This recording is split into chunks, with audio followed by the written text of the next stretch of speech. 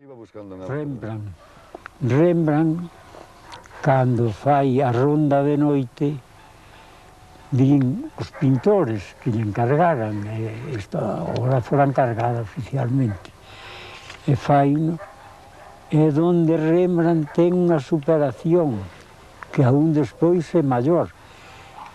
E ven e din, Rembrandt arruinouse, este non é un bo pintor.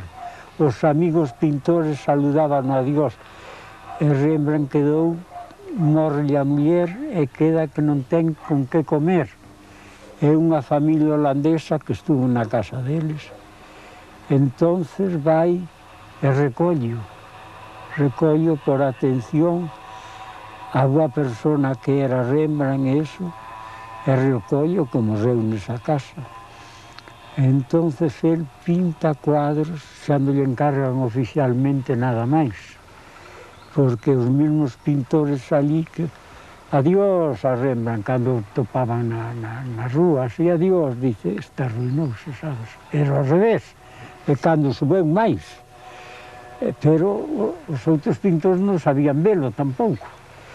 E entonces esa familia holandesa morre a muller, veo desamparado, e collo na súa casa, que era moi boa xente, acollo, dalle de vivir na súa casa, que teña vida e toda, e el pinta incluso retratos da familia deso. En dúas ocasións nos anos 80 estivemos con noso gran pintor e con Emilia naquela casona na brega de San Fite Margarida.